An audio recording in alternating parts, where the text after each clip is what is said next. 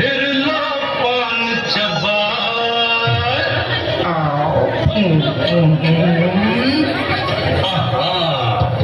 हर ऐसा झटका लगे जिया पे पुनर्जन्म हो जाए। खई के पान बनारस वाला, खई के पान बनारस वाला, खुली जाए बंद अकल का ताला। खई के पान बनारस वाला, खुली जाए बंद अकल का ताला।